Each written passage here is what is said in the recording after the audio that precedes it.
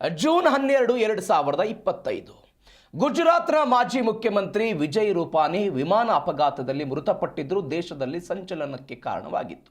ಆ ಘಟನೆ ಮಾಸುವ ಮುನ್ನವೇ ಇದೀಗ ಮಹಾರಾಷ್ಟ್ರದ ಉಪಮುಖ್ಯಮಂತ್ರಿಯಾಗಿದ್ದ ಅಜಿತ್ ಪವಾರ್ ವಿಮಾನ ಅಪಘಾತದಲ್ಲಿ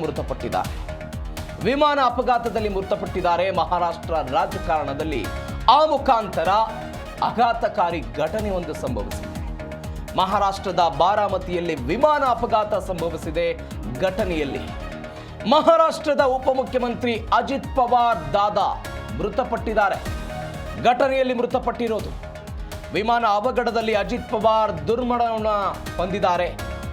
ಅಜಿತ್ ಪವಾರ್ ಸೇರಿ ಒಟ್ಟು 5 ಪ್ರಯಾಣಿಕರು ಘಟನೆಯಲ್ಲಿ ಮೃತಪಟ್ಟಿದ್ದಾರೆ. ವಿಮಾನ ಲ್ಯಾಂಡಿಂಗ್ ವೇಳೆ ಈ ಘೋರ ದುರಂತ ಸಂಭವಿಸಿದೆ. ಅಜಿತ್ ಪವಾರ್ ಸೇರಿ 5 ಜನ ಘಟನೆಯಲ್ಲಿ ಮೃತಪಟ್ಟಿರೋ ದೃಶ್ಯದಲ್ಲಿ ಗಮನಿಸ್ತಾ ಇದ್ದೀರಿ. ಭೂಸ್ಪರ್ಶಕ್ಕೆ ಸುಟ್ಟು ಕರಕಲಾಗಿ ಹೋಗ್ಬಿಟ್ಟಿದೆ ಈ ವಿಮಾನ. ಖಾಸಗಿ ಜೆಟ್ ಇದು, ಲೇಯರ್ ಜೆಟ್ 45 ಅಂತ ಒಂದು ಜನಪ್ರಿಯ ಬಿಸಿನೆಸ್ ಜೆಟ್ ಇದು. ವಿಐಪಿಗಳಿಗಾಗಿಯೇ ತಯಾರು ಮಾಡಲಾದಂತಹ 1990ರ ದಶಕದಲ್ಲಿ ನಿರ್ಮಾಣ ಮಾಡಲಾಗಿದ್ದಂತಹ ಜೆಟ್ ಇದು. ಕೇವಲ ವಿಐಪಿಗಳು, ಕಾರ್ಪೊರೇಟ್ ಸಂಸ್ಥೆಗಳು, ರಾಜಕಾರಣಿಗಳು, ಅನೇಕ ಗಣ್ಯ ವ್ಯಕ್ತಿಗಳು ಬಳಕೆ ಮಾಡುವಂತಹ ವಿಮಾನ ಇದು, ಜೆಟ್ ಇದು. 8 ಜನ ಇದರಲ್ಲಿ ಪ್ರಯಾಣ ಮಾಡಬಹುದು. 8 ಜನ ಮಾತ್ರ ಇದರಲ್ಲಿ ಪ್ರಯಾಣ ಮಾಡಬಹುದು. ಅವರ ಅಂಗರಕ್ಷಕರಿದ್ರು, ಅವರ ಆಪ್ತ ಸಹಾಯಕರಿದ್ರು. ಅಜಿತ್ ಪವಾರ್ ದಾದಾ ಜಿಲ್ಲಾ ಪಂಚಾಯತ್ ಚುನಾವಣಾ ದೃಷ್ಟಿಯಿಂದ ಇವತ್ತು 4 ಕಡೆ ಸಾರ್ವಜನಿಕ ಸಭೆಗಳನ್ನು ಉದ್ದೇಶಿಸಿ ಮಾತನಾಡಬೇಕಾಗಿತ್ತು. ಆ ಕಾರಣಕ್ಕಾಗಿ ಮುಂಬೈನಿಂದ ಅವರು ಹೊರಟಿದ್ರು. ಲ್ಯಾಂಡಿಂಗ್ ಆಗುವಂಥ ಸಮಯದಲ್ಲಿ ತಾಂತ್ರಿಕ ಕಾರಣಗಳಿಂದ ಈ ಘಟನೆ ಸಂಭವಿಸಿದೆ ಅಂತ ಸದ್ಯಕ್ಕೆ ಹೇಳಲಾಗ್ತಾ ಇದೆ. ಅದರ ಬಗ್ಗೆ ತನಿಖೆ ಆಗಬೇಕು, ವಿವರಗಳು ಬರಬೇಕು. ಆದರೆ ತಾಂತ್ರಿಕ ಕಾರಣ ಅಂತ ಹೇಳ್ತಾ ಇದ್ದಾರೆ. ಮಹಾರಾಷ್ಟ್ರದ ನೆಚ್ಚಿನ ಅಜಿತ್ ದಾದಾ ಅಂತ ಕರೀತಿದ್ರು ಅವರನ್ನ. ಘಟನೆಯಲ್ಲಿ ಮೃತಪಟ್ಟಿದ್ದಾರೆ. ಬಾರಾಮತಿ ಕ್ಷೇತ್ರದ ಜನ ಕಣ್ಣೀರು ಹಾಕ್ತಾ ಇದ್ದಾರೆ. ಬಾರಾಮತಿ ಕ್ಷೇತ್ರದಿಂದ ಶಾಸಕರಾಗಿದ್ರು. ಆ ಕ್ಷೇತ್ರದ ಜನ ಕಣ್ಣೀರು ಹಾಕ್ತಿದ್ದಾರೆ. ಪೀಸ್ ಆಗ್ಬಿಟ್ಟಿದೆ ವಿಮಾನ. ರಕ್ತ ಸಿಕ್ತ ದೃಶ್ಯ ಅದು. ವಿಮಾನದಲ್ಲಿದ್ದವರ ದೇಹದ ಭಾಗಗಳು ಚಲ್ಲಾಪಿಲ್ಲಿ ಆಗಿದೆ. ನುಜ್ಜುಗುಜ್ಜಾಗಿ ಹರಿದು ಹೋಗಿದೆ ವಿಮಾನ. ಆ ಭಯಾನಕತೆಯನ್ನು ನೀವು ನೋಡಬೇಕು. ಸುತ್ತಲೂ ದಟ್ಟವಾದ ಹೊಗೆ, ಬೆಂಕಿಯ ಕೆನ್ನಾಲಿಗೆ. ಗುಜರಾತ್ನ ಆ ಘಟನೆ ಆಗಿತ್ತಲ್ವಾ, ಏರ್ ಇಂಡಿಯಾ ವಿಮಾನ ಅಪಘಾತ ಆಗಿತ್ತು. 260ಕ್ಕೂ ಹೆಚ್ಚು ಜನ ಘಟನೆಯಲ್ಲಿ ಮೃತಪಟ್ಟಿದ್ರು. ಒಬ್ಬ ವ್ಯಕ್ತಿ ಮಾತ್ರ ಆ ಘಟನೆಯಲ್ಲಿ ಬದುಕಿ ಉಳಿದಿದ್ದ. ಆ ವ್ಯಕ್ತಿ ಲಂಡನ್ಗೆ ಹೋಗ್ತಾ ಇತ್ತದು. ಅಹಮದಾಬಾದ್ನಿಂದ ಲಂಡನ್ಗೆ ಹೋಗ್ತಾ ಇತ್ತು. ಟೇಕಾಪ್ ಆಯಿತು. ಏಕಾಏಕಿಯಾಗಿ ಹೋಗಿ ಎದುರುಗಡೆ ಇದ್ದಂತಹ ಒಂದು ಕಟ್ಟಡಕ್ಕೆ ಹೋಗಿ ಡಿಕ್ಕಿ ಹೊಡೆದ ರಭಸಕ್ಕೆ ಸುಟ್ಟು ಕರಕಲಾಗಿ ಗುಜರಾತ್ನ ಮಾಜಿ ಮುಖ್ಯಮಂತ್ರಿಯಾಗಿದ್ದ ವಿಜಯ್ ರೂಪಾನಿ ಸೇರಿದಂತೆ ಎಲ್ಲರೂ ಮೃತಪಟ್ಟಿದ್ರು. ಒನ್ಸ್ ಅಗೇನ್ ಈ ಘಟನೆಯಲ್ಲಿ ಇದೀಗ ಇಂಥದ್ದೊಂದು ಘಟನೆಯಲ್ಲಿ ವಿಮಾನ ಸಂಪೂರ್ಣವಾಗಿ ಸುಟ್ಟು ಕರಕಲಾಗಿದೆ. ಒಂದು ಅಧ್ಯಯನದ ಪ್ರಕಾರ ಯಾವುದೇ ವಿಮಾನಗಳು ಅಪಘಾತ ಆದಂತಹ ಸಂದರ್ಭದಲ್ಲೂ ಕೂಡ ಆ ಘಟನೆಯಲ್ಲಿ ಬದುಕುಳಿಯುವವರ ಸಂಖ್ಯೆ ಬಹುತೇಕ ಕಡಿಮೆ ಆಗಿರುತ್ತೆ. ಅದು 8 ಜನ ಇರಲಿ, ಅದು ಪ್ರೈವೇಟ್ ಜೆಟ್ ಆಗಿರಲಿ, ಅಥವಾ ಬೇರೆ ಬೇರೆ ಏರ್ಲೈನ್ಸ್ ಸಂಸ್ಥೆಗಳ ವಿಮಾನಗಳಾಗಿರಲಿ, ಎಲ್ಲವೂ ಆದಾಗಲೂ ಕೂಡ ಇಂತಹ ಘಟನೆಯಲ್ಲಿ ಬದುಕುಳಿಯುವವರ ಸಂಖ್ಯೆ ಕಡಿಮೆ ಇರುತ್ತೆ. ಯಾಕಂದರೆ ದಟ್ಟವಾದಂಥ ಹೊಗೆ, ಬೆಂಕಿಯ ಕೆನ್ನಾಲಿಗೆ ವ್ಯಾಪಿಸ್ಕೊಳ್ಬಿಡುತ್ತೆ. ಕಳೆದ ಬಾರಿ ನಡೆದಂಥ ಘಟನೆಯಲ್ಲಿ ಏಕಾಏಕಿಯಾಗಿ ಒಬ್ಬ ವ್ಯಕ್ತಿ ಬದುಕುಳಿದಿದ್ದು ಆಶ್ಚರ್ಯಕರ ಆಗಿತ್ತು. 1991ರಿಂದ ಬಾರಾಮತಿಯಿಂದ ಆಯ್ಕೆಯಾಗಿ ಬರ್ತಾ ಇದ್ರಿ ಇವರು. ಮುಂಬೈನಿಂದ ಬಾರಾಮತಿಗೆ ತೆರಳುತ್ತಾ ಇದ್ರು. ಆ ಸಂದರ್ಭದಲ್ಲಿ ಈ ಘಟನೆ ಆಗಿದೆ. ತುರ್ತು ಭೂಸ್ಪರ್ಶದ ವೇಳೆ ಬೆಂಕಿ ಹೊತ್ತಿ ಉರಿದುಬಿಟ್ಟಿದೆ. ಬೆಂಕಿ ಹೊತ್ತಿ ಉರಿತು. 5 ಪ್ರಯಾಣಿಸ್ತಾ ಇದ್ದಂತಹ ಖಾಸಗಿ ಜೆಟ್ ವಿಮಾನ ಇದು. 5 ಜನ ಇದರಲ್ಲಿ ಪ್ರಯಾಣವನ್ನು ಮಾಡ್ತಾ ಇದ್ರು. ಘಟನೆ ಸಂಭವಿಸಿದೆ.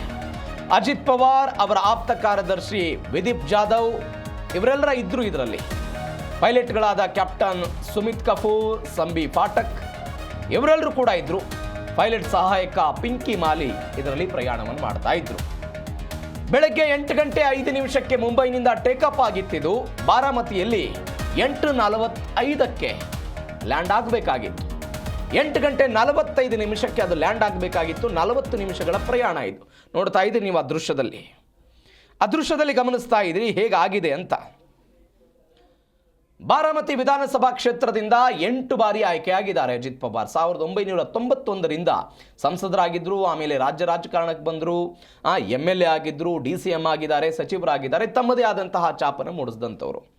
ನೀವು ಲಿಯರ್ ಜೆಟ್ 45 ಇದೆ ಅಲ್ವಾ, ಇದನ್ನು 1990ರ ದಶಕದಲ್ಲಿ ಬೊಂಬಾರ್ಡಿಯರ್ ಲಿಯರ್ ಜೆಟ್ ಇದನ್ನು ಅಭಿವೃದ್ಧಿಪಡಿಸ್ತು. ಯಾವ ಕಾರಣಕ್ಕೆ?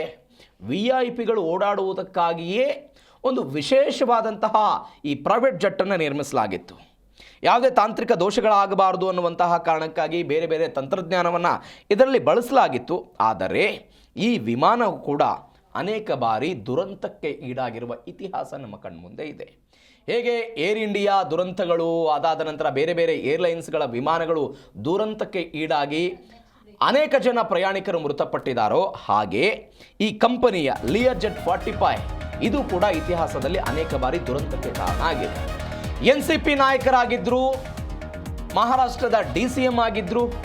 ಅಜಿತ್ ಪವಾರ್ ಸಾವಿಗೆ ರಾಜಕೀಯ ಗಣ್ಯರ ಸಂತಾಪ. ಮೃತಪಟ್ಟಿರೋದಕ್ಕೆ 6 ಬಾರಿ ಮಹಾರಾಷ್ಟ್ರದ ಉಪಮುಖ್ಯಮಂತ್ರಿ ಆಗಿದ್ದರು. ನರೇಂದ್ರ ಮೋದಿ ಸಂತಾಪವನ್ನು ವ್ಯಕ್ತಪಡಿಸಿದ್ದಾರೆ. ಪ್ರಧಾನಿ ನರೇಂದ್ರ ಮೋದಿ DCM ನಿಧನಕ್ಕೆ ಸಂತಾಪವನ್ನು ವ್ಯಕ್ತಪಡಿಸಿದ್ದಾರೆ.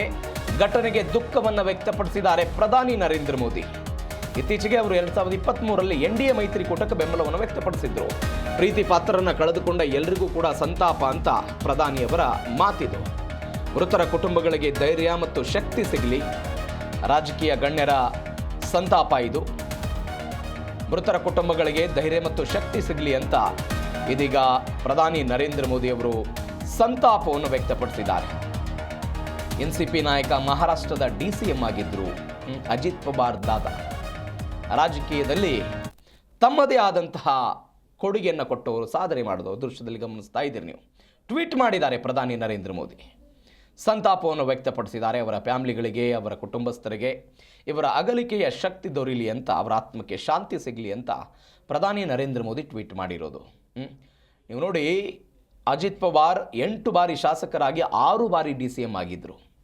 6 ಬಾರಿ DCM ಆಗಿದ್ದರು. ಇವರ ಚಿಕ್ಕಪ್ಪ ಶರದ್ ಪವಾರ್ ಅವರ ಜೊತೆಗಿನ ರಾಜಕೀಯ ತಿಕ್ಕಾಟ ಇತ್ತು ಅವರಿಗೆ. 2023ರಿಂದ ಅವರಂತೆಯೇ ರಾಜಕಾರಣಿ ಆಗಬೇಕು ಅಂತ ತಮ್ಮ ಊರನ್ನು ಬಿಟ್ಟು ರಾಜಧಾನಿ ಮುಂಬೈಗೆ ಬಂದವರು ಅಜಿತ್ ಪವಾರ್. ರಾಜಕಾರಣಿ ಆಗಬೇಕು, ರಾಜಕಾರಣದಲ್ಲಿ ಏನಾದ್ರು ಮಾಡಬೇಕು ಅಂತ. ಯಾಕಂದರೆ ಶರದ್ ಪವಾರ್ 1967ರಿಂದ ಮಹಾರಾಷ್ಟ್ರದ ರಾಜಕಾರಣದಲ್ಲಿದ್ದವರು. ಹೀಗಾಗಿ ತಮ್ಮದೇ ಆದಂಥ ರಾಜಕೀಯದಲ್ಲಿ ಗುರುತಿಸಿಕೊಂಡವರು. ಮಹಾರಾಷ್ಟ್ರ CM ಜೊತೆಗೆ ಮೋದಿ, ಅಮಿತ್ ಶಾ ಚರ್ಚೆ ಮಾಡಿದ್ದಾರೆ. ಪ್ರಧಾನಿ ಮೋದಿಗೆ ಘಟನೆಯ ಮಾಹಿತಿಯನ್ನು ಕೊಟ್ಟಿದ್ದಾರೆ. ಮಹಾರಾಷ್ಟ್ರದ ಮುಖ್ಯಮಂತ್ರಿ ದೇವೇಂದ್ರ ಫಡ್ನವೀಸ್ ಘಟನೆ ಹೇಗಾಯಿತು, ಏನಾಯಿತು, ಏನು ಎಲ್ಲದರ ಬಗ್ಗೆಯೂ ಕೂಡ ಮಾಹಿತಿಯನ್ನು ಕೊಟ್ಟಿದ್ದಾರೆ. ಮತ್ತೊಂದು ಕಡೆ ಮಹಾರಾಷ್ಟ್ರದ ಎಲ್ಲ ಸರ್ಕಾರಿ ಕಾರ್ಯಕ್ರಮಗಳನ್ನು ರದ್ದುಪಡಿಸಲಾಗಿದೆ. ಬಿಕಾಸ್ ಹಾಲಿ DCM ಅವರು ಸರ್ಕಾರದಲ್ಲಿ ಒಂದು ದೊಡ್ಡ ಹುದ್ದೆಯಲ್ಲಿದ್ದವರು ಅಜಿತ್ ಪವಾರ್. ಮತ್ತೊಂದು ಕಡೆ ಮಹಾರಾಷ್ಟ್ರದಾದ್ಯಂತ ಒಂದು ಕಟ್ಟೆಚ್ಚರವನ್ನು ಕೊಟ್ಟಿದೆ ಸರ್ಕಾರ. ಅಜಿತ್ ಪವಾರ್ ಸಾವಿಗೆ ರಾಜಕೀಯ ಗಣ್ಯರು ಸಂತಾಪವನ್ನು ವ್ಯಕ್ತಪಡಿಸಿದ್ದಾರೆ. ಸಂತಾಪ ವ್ಯಕ್ತವಾಗಿದೆ ಅಜಿತ್ ಪವಾರ್ ಸಾವಿಗೆ. ಮತ್ತೊಂದು ಕಡೆ ಗೃಹ ಸಚಿವ ಮತ್ತು ಪ್ರಧಾನಿ ನರೇಂದ್ರ ಮೋದಿ ಎಲ್ಲ ಮಾಹಿತಿಯನ್ನು ಪಡೆದುಕೊಂಡಿದ್ದಾರೆ.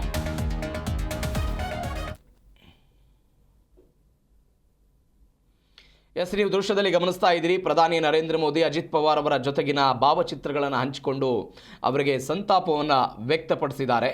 ಅವರ ಆತ್ಮಕ್ಕೆ ಶಾಂತಿ ಸಿಗಲಿ ಅಂತ ಪ್ರಧಾನಿ ನರೇಂದ್ರ ಮೋದಿ ಅವರು ಟ್ವೀಟ್ ಮಾಡಿರೋದು.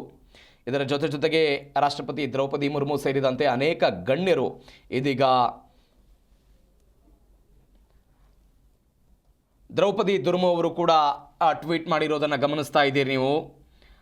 ಮಹಾರಾಷ್ಟ್ರದ ಬಾರಾಮತಿಯಲ್ಲಿ ಸಂಭವಿಸಿದ ವಿಮಾನ ಅಪಘಾತಕ್ಕೆ ಇದೀಗ ಅವರು ಸಂತಾಪವನ್ನು ವ್ಯಕ್ತಪಡಿಸಿದ್ದಾರೆ, ಕಳವಳವನ್ನು ವ್ಯಕ್ತಪಡಿಸಿದ್ದಾರೆ. ಮೃತರ ಆತ್ಮಕ್ಕೆ ಅವರು ಕೂಡ ಶಾಂತಿಯನ್ನು ಕೋರಿರೋದು ದೃಶ್ಯದಲ್ಲಿ ನೀವು ಗಮನಿಸ್ತಾ ಇದ್ದೀರಿ. President of India. ಇದಾದ ನಂತರ ದೇವೇಗೌಡರು ಕೂಡ ಸಂತಾಪವನ್ನು ವ್ಯಕ್ತಪಡಿಸಿರೋದನ್ನು ಗಮನಿಸ್ತಾ ಇದ್ದೀರಿ. ಮಾಜಿ ಪ್ರಧಾನಿ ದೇವೇಗೌಡರು ಇದೀಗ ತಮ್ಮ ಸಂತಾಪವನ್ನು ಅಜಿತ್ ಪವಾರ್ ಅವರ ಸಾವಿಗೆ ವ್ಯಕ್ತಪಡಿಸಿದ್ದಾರೆ. ವಿಮಾನ ಅಪಘಾತದಲ್ಲಿ ಇದೀಗ ಅವರು ಮೃತಪಟ್ಟಿರೋದು. Deeply saddened by passing away of Ajit Pawar, deputy chief minister of Maharashtra, who lost his life after the aircraft he was travelling in crashed while attempting to land in Baramati ಅಂತ. ಅವರ ಆತ್ಮಕ್ಕೆ ಶಾಂತಿ ಸಿಗಲಿ, ಅವರೆಲ್ಲರನ್ನ ಜನ ನೆನಪು ಮಾಡ್ಕೊಳ್ತಾರೆ ಅಂತ ಎಚ್ ಡಿ ದೇವೇಗೌಡರ ಮಾತಿದು. ಮತ್ತೊಂದು ಕಡೆ ಕೇಂದ್ರ ರಕ್ಷಣಾ ಸಚಿವ ರಾಜನಾಥ್ ಸಿಂಗ್ ಕೂಡ DCM ಅಜಿತ್ ಪವಾರ್ ಅವರ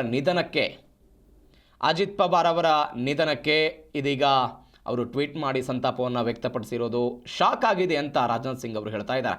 ಮತ್ತೊಂದು ಕಡೆ ಪಶ್ಚಿಮ ಬಂಗಾಳದ ಮುಖ್ಯಮಂತ್ರಿ ಮಮತಾ ಬ್ಯಾನರ್ಜಿ ಕೂಡ ಸಂತಾಪವನ್ನು ವ್ಯಕ್ತಪಡಿಸಿದ್ದಾರೆ. ನಾನು ಕೂಡ ಆಘಾತಕ್ಕೊಳಗಾಗಿದ್ದೇನೆ, ಅವರ ಆತ್ಮಕ್ಕೆ ಶಾಂತಿ ಸಿಗಲಿ ಅಂತ ಮಮತಾ ಬ್ಯಾನರ್ಜಿ ಅವರ ಟ್ವೀಟ್ ದೃಶ್ಯದಲ್ಲಿ ನೀವು ಗಮನಿಸ್ತಾ ಇದ್ದೀರಿ. ಇದ್ರ ಬಗ್ಗೆ ಇನ್ವೆಸ್ಟಿಗೇಷನ್ ಆಗಬೇಕು ಅಂತಲೂ ಕೂಡ ಅವರು ಹೇಳಿದ್ದಾರೆ. ಮತ್ತೊಂದು ಕಡೆ ರಾಜ್ಯದ ಉಪಮುಖ್ಯಮಂತ್ರಿ ಡಿ ಕೆ ಶಿವಕುಮಾರ್ ಕೂಡ ಟ್ವೀಟ್ ಮಾಡಿ ಸಂತಾಪವನ್ನು ವ್ಯಕ್ತಪಡಿಸಿರೋದು ದೃಶ್ಯದಲ್ಲಿ ನೀವು ಗಮನಿಸ್ತಾ ಇದ್ದೀರಿ.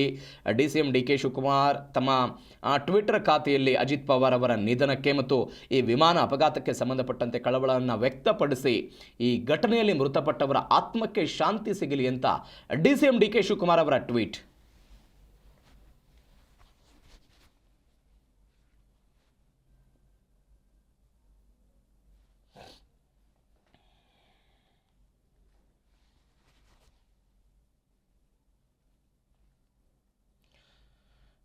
ಈ ಬಗ್ಗೆ ಹೆಚ್ಚಿನ ಡೀಟೇಲ್ಸ್ ಕೊಡ್ತಾರೆ ನಮ್ಮ ಬೆಳಗಾವಿ ಪ್ರತಿನಿಧಿ ಶ್ರೀಧರ್ ನೇರ ಸಂಪರ್ಕಕ್ಕೆ ಸಿಗ್ತಿದ್ದಾರೆ. ಶ್ರೀಧರ್, ಅಜಿತ್ ದಾದಾ ಪವಾರ್ ಅಂತ ಮಹಾರಾಷ್ಟ್ರದ ರಾಜಕಾರಣದಲ್ಲಿ ಗುರುತಿಸಿಕೊಳ್ತಾ ಇದ್ದಂತಹ ಅಜಿತ್ ಪವಾರ್ ದಾದಾ ಇನ್ನಿಲ್ಲನ್ನ ಸುದ್ದಿ. ಹೇಗಾಯ್ತು ಘಟನೆ ಇದು? ಏನೆಲ್ಲ ಡೀಟೇಲ್ಸ್ ಸಿಗ್ತಾ ಇದೆ ಸದ್ಯಕ್ಕೆ? ಖಂಡಿತ ಪ್ರವೀಣ್, ಏನಂತಂದ್ರೆ ಏನು ಮಹಾರಾಷ್ಟ್ರದಲ್ಲಿ ಏನಂತಂದ್ರೆ ಒಂದು ಅಲ್ಲಿನ ಸ್ಥಳೀಯ ಚುನಾವಣೆ ಸಂದರ್ಭದಲ್ಲಿ ಏನಂತಂದ್ರೆ ಇವರು ಅಜಿತ್ ಪವಾರ್ ಅವರ ಮುಖ್ಯಮಂತ್ರಿ ಆಗಿರುವ ಏನು ಮಹಾರಾಷ್ಟ್ರದಲ್ಲಿ ಏನಂತಂದ್ರೆ ಅಲ್ಲಿ ಕೂಡ ಏನೋ ಒಂದು ಜಿಗಿಟ್ಕೊಂಡು ಒಂದು ಪ್ರಚಾರಕ್ಕೆ ಹೋಗಿರ್ತಾರೆ. ಅವರು ಆ ಪ್ರಚಾರಕ್ಕೆ ಹೋದ ಸಂದರ್ಭದಲ್ಲಿ ಇವತ್ತು 8 ಗಂಟೆಗೆ ಏನಂತಂದ್ರೆ ಒಂದು ಮುಂಬೈನಿಂದ ಏನು ಅಲ್ಲಿ ಎಲ್ಲಾ ರೀತಿಯಾಗಿ ಅವರ ಕಾರ್ಯಕ್ರಮಗಳನ್ನು ಮುಗಿಸ್ಕೊಂಡು ಅಲ್ಲಿಂದ ಏನಂತಂದ್ರೆ ಒಂದು ಬಾರಾಮತಿಗೆ ಏನೋ ಹೋಗ್ತಿರ್ತಾರೆ. ಆ ಸಂದರ್ಭದಲ್ಲಿ ಅಲ್ಲಿ ಒಂದು ಫ್ಲೈಟ್ ಅನ್ನ ಇರ್ತಾರೆ ಒಂದು ಮುಂಬೈನಿಂದ ಏನು ಬಾರಾಮತಿಗೆ ಹೊರಟಿರ್ತಾರೆ. ಹೋಗಿ ಇನ್ನೇನು ಕೆಲವಷ್ಟರಲ್ಲಿ ಒಂದು ಬಾರಾಮತಿ ಲ್ಯಾಂಡಿಂಗ್ ವೇಳೆ ಏನಂತಂದ್ರೆ ಒಂದು ಈ ದುರ್ಘಟನೆ ಆಗಿರ್ತಕ್ಕಂಥ ಅಂತ ಹೇಳ್ಬೋದು. ಇದ್ರ ಜೊತೆಗೆ ಇನ್ನೇನು ಲ್ಯಾಂಡಿಂಗ್ ಮಾಡ್ತಾ ಇರ್ತಾರೆ ಫ್ಲೈಟ್. ಆ ಸಂದರ್ಭದಲ್ಲಿ ಏನಂತಂದ್ರೆ ಏಕಾಏಕಿಯಾಗಿ ಒಂದು ಫ್ಲೈಟ್ ನಲ್ಲಿ ಬೆಂಕಿ ಕಾಣಿಸುತ್ತೆ. ಆ ಬೆಂಕಿ ನಂತರ ಏನಂತಂದ್ರೆ ಒಂದು ದೊಡ್ಡ ಹುಜಿನ್ ರೂಪದಲ್ಲಿ ಅದು ಬೆಂಕಿ ವರ್ಗಾವಣೆ ಬಂದು ಅದು ಬ್ಲಾಸ್ಟ್ ಆಗುತ್ತೆ. ಇವರು ಪವಾರ್ ಏನಿದ್ದಾರೆ ಏನು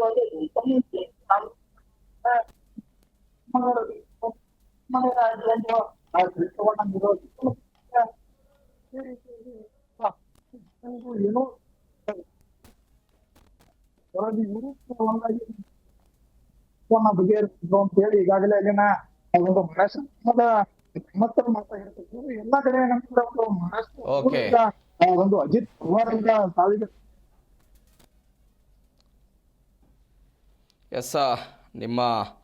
ನಿಮ್ಮಲ್ಲಿ ನೆಟ್ವರ್ಕ್ ಸಮಸ್ಯೆ ಇರ್ಬೋದು. ಥ್ಯಾಂಕ್ ಯು ಶ್ರೀಧರ್, ನಿಮ್ಮೆಲ್ಲ ಡೀಟೇಲ್ಸ್ಗೆ. ದೃಶ್ಯದಲ್ಲಿ ಗಮನಿಸ್ತಾ ಇದ್ದೀರಿ, ಅಜಿತ್ ಪವಾರ್ ಸೇರಿ ಒಟ್ಟು 5 ಜನ ಪ್ರಯಾಣಿಸ್ತಾ ಇದ್ದಂಥ ವಿಮಾನ ಅಪಘಾತಕ್ಕೀಡಾಗಿದೆ.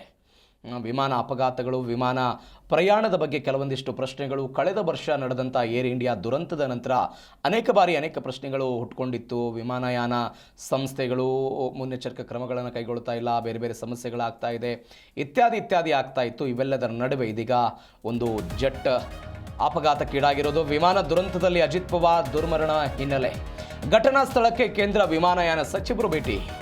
ಅಧಿಕಾರಿಗಳ ಜೊತೆಗೆ ರಾಮ್ ಮೋಹನ್ ನಾಯ್ಡು ಚೆಕ್ಕಿಂಗ್ ಅಂತೆ.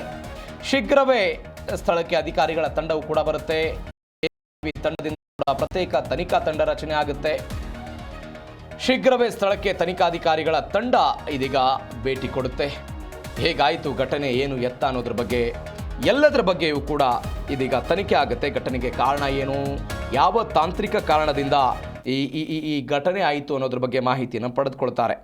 ಬ್ಲಾಕ್ ಬಾಕ್ಸ್ ಅನ್ನೋದು ಪತ್ತೆ ಆಗಬೇಕು ಅಂತ ಹೇಳ್ತಾರೆ. ಪ್ರತಿ ಬಾರಿ ವಿಮಾನ ಅಪಘಾತ ಆದಾಗಲೂ ಕೂಡ ಅದರಲ್ಲೊಂದು ಬ್ಲಾಕ್ ಬಾಕ್ಸ್ ಇರುತ್ತೆ. ಆ ಬ್ಲಾಕ್ ಬಾಕ್ಸ್ನಲ್ಲಿ ಈ ಪೈಲಟ್ಗಳ ನಡುವೆ ನಡೆದಂತಹ ಸಂಭಾಷಣೆ ರೆಕಾರ್ಡ್ ಆಗಿರುತ್ತೆ. ಯಾವ ಕಾರಣಕ್ಕಾಗಿ ಘಟನೆ ಆಯಿತು, ಅದರಲ್ಲಿದ್ದಂತಹ ಡಿಜಿಟಲ್ ಫ್ಲೈಟ್ ಡೇಟಾ ರೆಕಾರ್ಡರ್ ಆಗಿರ್ಬೋದು, ಕಾಕಿ ಫಿಟ್ ಧ್ವನಿ ರೆಕಾರ್ಡರ್ ಆಗಿರ್ಬೋದು, ಇವೆಲ್ಲದರ ಮುಖಾಂತರ ಅಲ್ಲಿ ಯಾವೆಲ್ಲ ಸಂಭಾಷಣೆ ಆಗಿದೆ, ಈ ಘಟನೆಗೆ ಕಾರಣ ಏನು, ತಾಂತ್ರಿಕವಾಗಿ ಯಾವೆಲ್ಲ ಸಮಸ್ಯೆಗಳಾಗಿತ್ತು, ಯಾವ ಕಾರಣಕ್ಕಾಗಿ ಲ್ಯಾಂಡಿಂಗ್ ಆಗುವಂತಹ ಸಮಯದಲ್ಲಿ ಈ ಘಟನೆ ಆಯಿತು ಅನ್ನೋದ್ರ ಬಗ್ಗೆ ತನಿಖೆಯನ್ನು ಮಾಡೋದಕ್ಕೆ ಇದೀಗ ಸರ್ಕಾರ ಮುಂದಾಗ್ತಾ ಇದೆ. ಇದೀಗ ಸ್ಥಳಕ್ಕೆ ವಿಮಾನಯಾನ ಸಚಿವ ರಾಮ್ ಮೋಹನ್ ನಾಯ್ಡು ಭೇಟಿ, ಅದಾದ ನಂತರ ಅಧಿಕಾರಿಗಳು ಕೂಡ ಭೇಟಿ ಮಾಡ್ತಾರೆ. AIAB ತಂಡದಿಂದಲೂ ಕೂಡ ಪ್ರತ್ಯೇಕವಾಗಿ ತನಿಖಾ ತಂಡಗಳು ಇದೀಗ ಇದರ ಬಗ್ಗೆ ತನಿಖೆಯನ್ನು ಮಾಡ್ತಾರೆ. ನಾನು ಆವಾಗಲೂ ಕೂಡ ಹೇಳ್ತಾ ಇದ್ದೆ, ಅಪಘಾತಗಳಾಗೋದು ವಿಮಾನ ಅಪಘಾತದ ಸಹಜವಾಗಿ ಲ್ಯಾಂಡಿಂಗ್ ಆಗುವಂತಹ ಸಮಯದಲ್ಲಿ ಮತ್ತು ಅದು ಲ್ಯಾಂಡಿಂಗ್ ಆಗುವಂಥ ಸಮಯದಲ್ಲಿ ಅದರ ಪೈಲಟ್ಗಳ ಹಿಡಿತಕ್ಕೆ ವಿಮಾನ ಸಿಗದೇ ಇದ್ದಾಗ ಇಂಥ ಘಟನೆಗಳು ಸಂಭವಿಸ್ತವೆ ಅಂತ ಅನೇಕ ಜನ ತಂತ್ರಜ್ಞರು ಇದರ ಬಗ್ಗೆ ಮಾಹಿತಿಯನ್ನು ಕೊಟ್ಟಿದ್ದಿದೆ. ಕಳೆದ ಬಾರಿ ಈ ಟೇಕ್ ಆಫ್ ಆದಂತಹ ಸಂದರ್ಭದಲ್ಲಿ ಹಿಡಿತಕ್ಕೆ ಸಿಗದೆ ಏಕಾಏಕಿಯಾಗಿ ನುರಿತವಾದಂತಹ ಅನೇಕ ಜನ ಪೈಲಟ್ಗಳಿದ್ದಾಗ 9,000 ಗಂಟೆ 8,000 ಗಂಟೆ ಪೈಲಟ್ಗಳ ಅಂದರೆ ವಿಮಾನವನ್ನು ಓಡಿಸಿದಂತಹ ಅನುಭವಿ ಪೈಲಟ್ಗಳು ಇದ್ದಾಗಲೂ ಕೂಡ ಇಂತಹ ಘಟನೆಗಳು ಸಂಭವಿಸ್ತವೆ ಅಂತ ಹೇಳ್ತಾರೆ. ಇದೇ ಕಾರಣಕ್ಕಾಗಿ ಈ ಘಟನೆ ಆಗಿದೆ ಅಂತ ಏನಾಗಿದೆ ಏನು ಎತ್ತ ಅನ್ನೋದ್ರ ಬಗ್ಗೆಯೂ ಕೂಡ ತನಿಖೆಯನ್ನು ಮಾಡಲಾಗುತ್ತೆ. ಇವರು ಬಳಸ್ತಾ ಇದ್ದಂತಹ ಜೆಟ್ 2023ರಲ್ಲಿ ಮುಂಬೈನಲ್ಲೂ ಕೂಡ ಅಪಘಾತಕ್ಕೀಡಾಗಿತ್ತು. ಗಮನಿಸಬೇಕಾದ ಸಂಗತಿ, ಇದೇ ಮಹಾರಾಷ್ಟ್ರದ ಮುಂಬೈ ವಿಮಾನ ನಿಲ್ದಾಣದಲ್ಲಿ 2023 ಸೆಪ್ಟೆಂಬರ್ 14ನೇ ತಾರೀಕಿಗೆ ನಡೆದಿತ್ತು. ವಿಶಾಖಪಟ್ಟಣದಿಂದ ಅದು ಮುಂಬೈಗೆ ಬರ್ತಾ ಇತ್ತು. ಆ ಸಂದರ್ಭದಲ್ಲಿ ಭಾರಿ ಮಳೆ ಬರ್ತಾ ಇತ್ತು. ವಿಪರೀತವಾದಂತಹ ಮಳೆಯ ಕಾರಣದಿಂದ ರನ್ವೇನಿಂದ ಈ ಪ್ರೈವೇಟ್ ಜೆಟ್ ಜಾರಿ ಹೋಗಿತ್ತು. ಆದರೆ ಈ ಅಪಘಾತದಲ್ಲಿ 8 ಜನ ಅವರಿದ್ದರು, ಗಾಯಾಳುಗಳಾಗಿದ್ದರು. ಅದೃಷ್ಟವಶಾತ್ ಅವರಿಗೆ ಯಾವುದೇ ಪ್ರಾಣಹಾನಿ ಆಗಿರಲಿಲ್ಲ. ಈ ಘಟನೆ 2023ರಲ್ಲಿ ಆಗಿತ್ತು. ಆದರೆ ಈ ಘಟನೆಗಿಂತ ಮೊದಲು ಮೆಕ್ಸಿಕೋದಲ್ಲಿ 2008ರಲ್ಲಿ ಈ ಘಟನೆ ಆಗಿತ್ತು. 16 ಜನ ಈ ಘಟನೆಯಲ್ಲಿ ಮೃತಪಟ್ಟಿದ್ದರು, ಸೇಮ್ ಆ್ಯಸ್ ಇಟ್ ಈಸ್ ಕಂಪನಿಯನ್ನು ಬಳಕೆ ಮಾಡಿರುವಂತಹ ಕಾರಣಕ್ಕಾಗಿ. ಇದಾದ ನಂತರ 2021ರಲ್ಲೂ ಕೂಡ ಒಂದು ಘಟನೆ ಆಗಿತ್ತು. 6 ಜನ ಸೇನಾ ಸಿಬ್ಬಂದಿ ಈ ಟೇಕಾಫ್ ಆದ ಕೆಲವೇ ಕ್ಷಣಗಳಲ್ಲಿ 6 ಜನ ಸೇನಾ ಸಿಬ್ಬಂದಿ ಮೆಕ್ಸಿಕೋದಲ್ಲೂ ಕೂಡ ಮೃತಪಟ್ಟಿದ್ದರು. 2003ರಲ್ಲಿ ಟೇಕಾಫ್ ಆದ ಸಮಯದಲ್ಲಿ ಎಂಜಿನ್ಗೆ ಹಕ್ಕಿಗಳು ಬಡಿದಿದ್ದರಿಂದ ಒಂದು ಅಪಘಾತ ಈ ಕಂಪನಿಯ ಏರ್ಕ್ರಾಫ್ಟ್ ಆಗಿತ್ತು. ಅಲ್ಲಿಯೂ ಕೂಡ ಅನೇಕ ಜನ ಮೃತಪಟ್ಟಿದ್ದರು. ಒನ್ಸ್ ಅಗೇನ್ ಇದೀಗ ಮಹಾರಾಷ್ಟ್ರದಲ್ಲಿ ಈ ಘಟನೆ ಸಂಭವಿಸಿದೆ.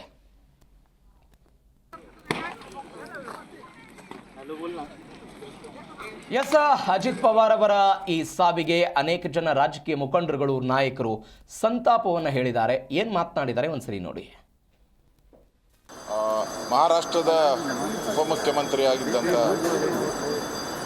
ಅಜಿತ್ ಪವಾರ್ ಅವರು ಇವತ್ತು ಬೆಳಗ್ಗೆ ಅವರ ಏರ್ಕ್ರಾಫ್ಟಲ್ಲಿ ಪ್ರಯಾಣ ಮಾಡುವಂಥ ಸಂದರ್ಭದಲ್ಲಿ, ಚುನಾವಣಾ ಪ್ರಚಾರಕ್ಕೆ ಹೋಗ್ತಾ ಇದ್ದಂಥ ಸಂದರ್ಭದಲ್ಲಿ ವಿಮಾನ ಅಪಘಾತ ಆಗಿ ಅವರು ತೀರ್ಕೊಂಡಿದ್ದಾರೆ ಅನ್ನೋ ಸುದ್ದಿ ಎಲ್ಲ ಮಾಧ್ಯಮದಲ್ಲೂ ಬರ್ತಾ ಇದೆ. ಸರ್ಕಾರನೂ ಕೂಡ ಈಗಾಗಲೇ ಅದನ್ನು ಡಿಕ್ಲೇರ್ ಮಾಡಿದ್ದಾರೆ ಅಂತ ಅನಿಸುತ್ತೆ. ನಿಜಕ್ಕೂ ಭಾಳ ನೋವಿನ ಸಂಗತಿ. BJP ಸರ್ಕಾರದಲ್ಲಿ ಉಪಮುಖ್ಯಮಂತ್ರಿಗಳಾಗಿ ಮಹಾರಾಷ್ಟ್ರದಲ್ಲಿ BJP ಸರ್ಕಾರ ಬರೋದಕ್ಕೆ ಕಾರಣಕರ್ತರಾಗಿದ್ದಂಥ ಮತ್ತು ಪ್ರಭಾವಿ ನಾಯಕರಾಗಿ ಹೊರಹೊಮ್ಮಿದಂಥ ಮತ್ತು BJPಯ ಈ ಒಂದು NDA ಪಾರ್ಟ್ನರ್ ಆಗಿ ದುರ್ಘಟನೆ ಒಳಗಾಗಿ ಸಾವಿಗೀಡಾಗಿದ್ದಾರೆ. ಇವತ್ತು ಮಹಾರಾಷ್ಟ್ರದಲ್ಲಿ ತಮ್ಮದೇ ಆಗಿರ್ತಕ್ಕಂಥ ವಿಶೇಷ ಛಾಪನ್ನು ಮೂಡಿಸ NDA ಸರ್ಕಾರದಲ್ಲಿ ಕಳೆದ ಸಲನೂ ಕೂಡ ಚುನಾವಣೆಯಲ್ಲಿ ಬಹಳ ಅಭೂತಪೂರ್ವವಾಗಿರ್ತಕ್ಕಂಥ ಜಯವನ್ನು ಗಳಿಸಲಿಕ್ಕೆ ಅವರು ದೊಡ್ಡ ಕೊಡುಗೆಯನ್ನು ಕೂಡ ಕೊಟ್ಟಿದ್ದರು. ಇವತ್ತು ಅವರ ನಿಧನ ಇಡೀ ಮಹಾರಾಷ್ಟ್ರಕ್ಕೆ ಒಂದು ತುಂಬಲಾರದ ನಷ್ಟವನ್ನು ಇವತ್ತು ಅನುಭವಿಸ್ತಾ ಇದ್ದೇವೆ. ಹೀಗಾಗಿ ನಾನು ಅವರ ಕುಟುಂಬಕ್ಕೆ, ಅವರ ಬಂಧು ಬಳಗಕ್ಕೆ, ಅವರ ಅಭಿಮಾನಿ ವರ್ಗದವ್ರಿಗೆ ಕೂಡ ಆ ಶಕ್ತಿಯನ್ನು ಭರಿಸ್ತಕ್ಕಂಥ, ದುಃಖವನ್ನು ಭರಿಸ್ತಕ್ಕಂಥ ಶಕ್ತಿಯನ್ನು ಭಗವಂತ ಅವರು ಕಣ್ಣರಿಸಲಿ ಅಂತಂದು ಹೇಳಕ್ಕೆ ಇಚ್ಛೆಪಡ್ತೇನೆ. ನಾನು ಕೂಡ ಅವರಿಗೆ ಶ್ರದ್ಧಾಂಜಲಿಯನ್ನು ಸಲ್ಲಿಸೋಕೆ ಇಚ್ಛೆಪಡ್ತೇನೆ. ಮಹಾರಾಷ್ಟ್ರದ ಸರ್ಕಾರದ ಉಪಮುಖ್ಯಮಂತ್ರಿಗಳು ಹಾಗೂ ಮಹಾರಾಷ್ಟ್ರದ ಒಬ್ಬ ಪ್ರಮುಖ ರಾಜಕಾರಣಿ ಅಜಿತ್ ಪವಾರ್ ಅವರ ಇವತ್ತಿನ ಒಂದು ವಿಮಾನ ಅಪಘಾತದಲ್ಲಿ ನಿಧನರಾಗಿರ್ತಕ್ಕಂಥದ್ದು ಎಲ್ಲರಿಗೂ ಒಂದು ರೀತಿಯ ಆಘಾತವನ್ನು ಉಂಟು ಮಾಡಿರ್ತಕ್ಕಂಥದ್ದು. ಇವತ್ತು ಬೆಳಗ್ಗೆ ಬಾರಾಮತಿಗೆ ಹೋಗ್ತಕ್ಕಂಥ ಸಮಯದಲ್ಲಿ ವಿಮಾನದ ಅಪಘಾತದಲ್ಲಿ ನಿಧನರಾಗಿದ್ದಾರೆ.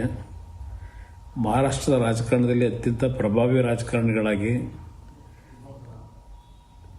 ಮಹಾರಾಷ್ಟ್ರದ ಸಹಕಾರಿ ಕ್ಷೇತ್ರ ಹಾಗೂ ಕೃಷಿ ಕ್ಷೇತ್ರದಲ್ಲಿ ಅವರದೇ ಆದಂಥ ಹೆಚ್ಚಿನ ಒಂದು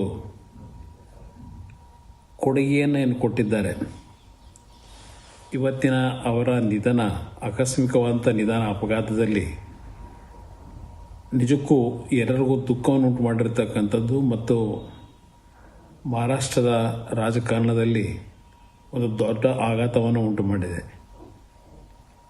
ಈ ಒಂದು ಅವರ ನಿಧನಕ್ಕೆ ಭಗವಂತ ಶಾಂತಿಯನ್ನು ಕೊಡಲಿ, ಆತ್ಮಕ್ಕೆ ಶಾಂತಿಯನ್ನು ಕೊಡಲಿ.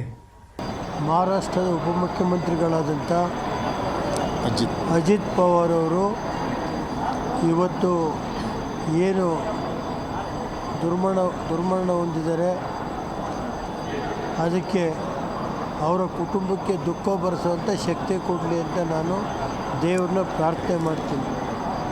ಅವರು ಸುಮಾರು ದಶಕಗಳ ಕಾಲ ರಾಜಕೀಯದಲ್ಲಿ ಹಲವಾರು ಸಚಿವ ಖಾತೆಗಳನ್ನು ಹೊಂದಿದ್ದು, ಇಂಧನ ಖಾತೆ ಇರ್ಬೋದು, ನೀರಾವರಿ ಖಾತೆ ಇರ್ಬೋದು, ಲೋಕಸಭಾ ಸದಸ್ಯರಾಗಿರ್ಬೋದು. ಭಾಳ ಶಾಕಿಂಗ್ ನ್ಯೂಸು. ನನಗೆ ವಿಚಾರ ತಿಳಿತು. ಹಿರಿಯ ನಾಯಕರು ಯಾವಾಗಲೂ ಕೂಡ ಪಾಸಿಟಿವ್ ಆಗಿ ಆಲೋಚನೆ ಮಾಡ್ತಿದ್ರು. ನನಗೆ ಪಾರ್ಟಿ ಬಿಟ್ಟು ತಿರ್ಗಾ ಹೋಗಿ ತಿರ್ಗಾ ವಾಪಸ್ಸು ಎಲ್ಲ ಆದಾಗ ಸ್ವಲ್ಪ ಮನಸ್ಸು ನೋವಾಗಿತ್ತು. ಪವಾರ್ ಅವರು ನಾವೆಲ್ಲರೂ ಕೂಡ ಸ್ಮರಿಸ್ಕೋಬೇಕಾಗ್ತದೆ ಅಂತಕ್ಕಂಥದ್ದನ್ನ ಈ ಸಂದರ್ಭದಲ್ಲಿ ಹೇಳ್ತಾ, ಮಹಾರಾಷ್ಟ್ರ ಅದೊಂದು ದೊಡ್ಡ ಕ್ಷೇತ್ರ ಆಗಿರತಕ್ಕಂಥದ್ದು. ಇಡೀ ಭಾರತದಲ್ಲೇ ಮಹಾರಾಷ್ಟ್ರ ಒಂದು ಉತ್ತಮ ರೀತಿಯಲ್ಲಿ ಬೆಳವಣಿಗೆಗೆ ಹೆಸರಾದಂಥ ಒಂದು ರಾಜ್ಯ ಆಗಿರೋದ್ರಿಂದ ಆ ರಾಜ್ಯದ ರಾಜಕಾರಣದಲ್ಲಿ ಅವ್ರದ್ದೇ ಆದಂಥ ಛಾಪನ್ನು ಮೂಡಿಸ್ಕೊಂಡಂಥವರು ಅಜಿತ್ ಪವಾರ್ ಅವರು. बहुत ही दुखद समाचार है। समस्त पवार परिवार और जितने भी को हमारी तरफ से संवेदना और मैंने बात की सुप्रिया जी से भी और उनकी मैसेज से शांति दें और परिवारजनों को हिम्मत दें इस बड़े हादसे को सहन करने के लिए। ईश्वर के सामने हम सब झुक जाते हैं और ईश्वरी सभी का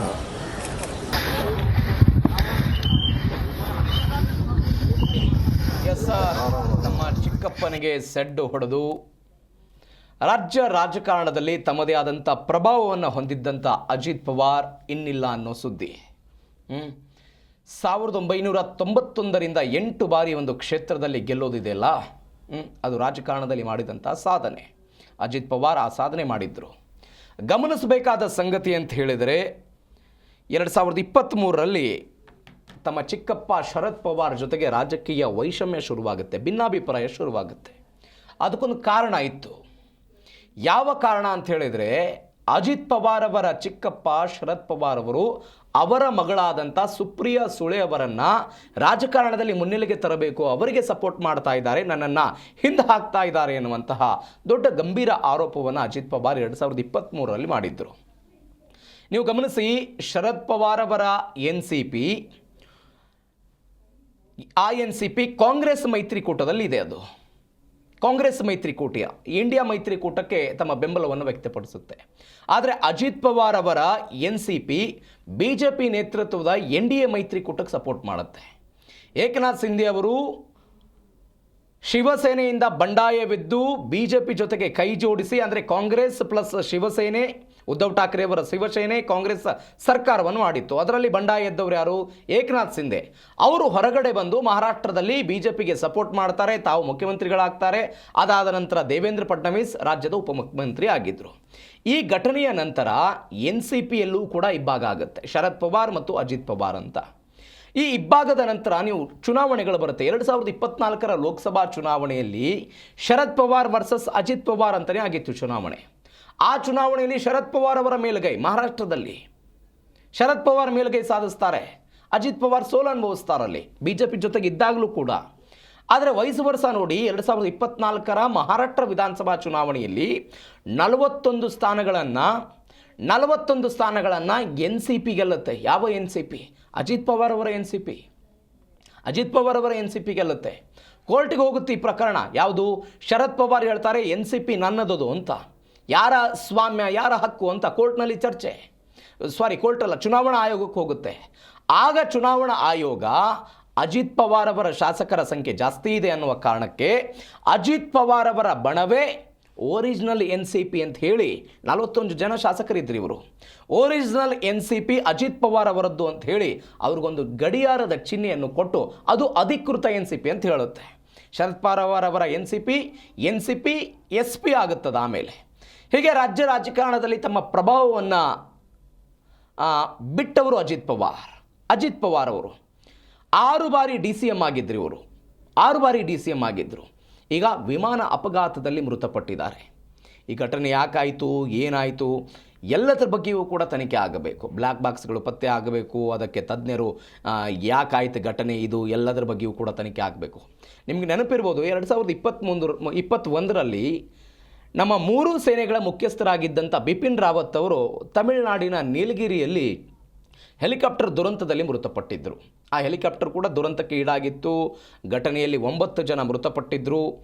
ಅದು ರಷ್ಯಾದಿಂದ ತರಿಸಲಾಗಿದ್ದಂಥ ಅತ್ಯಾಧುನಿಕ ಹೆಲಿಕಾಪ್ಟರ್ ಆಗಿತ್ತು. ಆ ಘಟನೆಯಲ್ಲಿ ಅವರು ಮೃತಪಟ್ಟ ನಂತರ ತನಿಖೆ ಆಯಿತು. ತನಿಖೆ ಬಂದ ನಂತರ ಯಾವ ಕಾರಣವನ್ನು ಅಲ್ಲಿ ಉಲ್ಲೇಖ ಮಾಡಲಾಗಿತ್ತು ಅಂತ ಹೇಳಿದ್ರೆ ಮಾನವನ ಮಿಸ್ಟೇಕ್ ಆಗಿತ್ತು. ಅಂದರೆ ಪೈಲಟ್ಗಳ ಕೆಲವೊಂದಿಷ್ಟು ತೊಂದರೆಗಳ ಕಾರಣಕ್ಕಾಗಿ ಈ ಅಪಘಾತ ಸಂಭವಿಸಿತ್ತು ಅಂತ ತನಿಖೆ ನಂತರ ಬಂದಂತಹ ವರದಿಗಳು. ಹೀಗಾಗಿ ಈ ಮಹಾರಾಷ್ಟ್ರದ ಇವತ್ತಿನ ಈ ಅಪಘಾತ ಯಾವ ಕಾರಣಕ್ಕಾಯಿತು, ಏನು ಎತ್ತ ಅಂತ ಕೆಲವೊಂದಿಷ್ಟು ತನಿಖೆಯ ವರದಿಗಳು ಕೂಡ ಬರಬೇಕು. ತನಿಖೆಯನ್ನು ಮಾಡ್ತಾರೆ ಅದನ್ನು. ಆ ದೃಷ್ಟಿಯಿಂದ ಇದು ಭಾರಿ ಪ್ರಾಮುಖ್ಯತೆಯನ್ನು ಪಡೆದುಕೊಂಡಿದೆ. ಮತ್ತೊಂದು ಕಡೆ ನಾನು ಆವಾಗಲೂ ಕೂಡ ಹೇಳ್ತಾ ಇದ್ದೆ, ವಿಮಾನ ಅಪಘಾತ ಆದಾಗ ಬದುಕಿ ಉಳಿಯುವವರ ಸಂಖ್ಯೆ, ನಾವು ಅನೇಕ ಬಾರಿ ವಿಮಾನ ಅಪಘಾತ ಆದಾಗ ಏನು ಹೇಳ್ತೀವಿ, ಗಾಯಾಳುಗಳಾಗಿದ್ದಾರೆ, ಬೆಂಕಿ ಹತ್ತಿಕೊಂಡಿದೆ, ಬೆಂಕಿ ಕೆನ್ನಾಲಿಗೆ ಆವರಿಸಿದೆ, ಗಾಯಾಳುಗಳಾಗಿದ್ದಾರೆ, ಇವರನ್ನು ಆಸ್ಪತ್ರೆಗೆ ದಾಖಲು ಮಾಡಬಹುದು. ಸಾಧ್ಯವೇ ಇಲ್ಲ. ಇತಿಹಾಸದಲ್ಲಿ ಉಂಟಾಗಿರುವ ಎಲ್ಲ ವಿಮಾನ ಅಪಘಾತಗಳಲ್ಲೂ ಕೂಡ ಗಾಯಾಳುಗಳಾದವರ ಸಂಖ್ಯೆ ಬಹುತೇಕ ಕಡಿಮೆ. ಈ ಘಟನೆಗಳಲ್ಲಿ ಮೃತಪಟ್ಟವರ ಸಂಖ್ಯೆ ಯಾವಾಗಲೂ ಕೂಡ ಜಾಸ್ತಿನೇ ಇರುತ್ತೆ. ಘಟನೆಯಲ್ಲಿ ಮೃತಪಟ್ಟವರ ಸಂಖ್ಯೆಯೂ ಕೂಡ ಜಾಸ್ತಿನೇ ಇರುತ್ತೆ. ನಮ್ಮದೇ ಕರ್ನಾಟಕದ ಮಂಗಳೂರಿನ ಕೆಂಜಾರು ಅನ್ನುವಂಥ ಒಂದು ಪ್ರದೇಶ. ಆ ಕೆಂಜಾರು ಪ್ರದೇಶದಲ್ಲಿ 2015ರಲ್ಲಿ ಒಂದು ವಿಮಾನ ದುರಂತ ಆಗಿತ್ತು. 166 ಜನ ಪ್ರಯಾಣ ಮಾಡ್ತಾ ಇದ್ದಂತಹ ಫ್ಲೈಟ್ ಅದು. 155 ಜನ ಘಟನೆಯಲ್ಲಿ ಮೃತಪಟ್ಟರು. 166ರ ಪೈಕಿ 155 ಜನ ಕೆಂಜಾರು ವಿಮಾನ ಅಪಘಾತದಲ್ಲಿ ಮೃತಪಟ್ಟಿದ್ದರು. ಹೀಗಾಗಿ ಈ ಘಟನೆಯಲ್ಲಿ ಇದೀಗ ಅವರ ಆಪ್ತ ಸಹಾಯಕರಿದ್ದರು, ಅದಾದ ನಂತರ ಅವರ ಸೆಕ್ಯೂರಿಟಿ ಸಿಬ್ಬಂದಿಗಳಿದ್ದರು, ಎಲ್ಲವೂ ಇದ್ದಾಗಲೂ ಕೂಡ ಈ ಘಟನೆ ಆಯಿತು. ಘಟನೆಯಲ್ಲಿ 6 ಜನ ಮೃತಪಟ್ಟಿದ್ದಾರೆ. ಜಿಲ್ಲಾ ಪಂಚಾಯತ್ ಚುನಾವಣಾ ಪ್ರಚಾರಕ್ಕೆ ತೆರಳುತ್ತಾ ಇದ್ದಂತಹ ಅಜಿತ್ ಪವಾರ್ ಇದೀಗ ಬಾರದ ಲೋಕಕ್ಕೆ ಪ್ರಯಾಣ ಬೆಳೆಸಿದ್ದಾರೆ.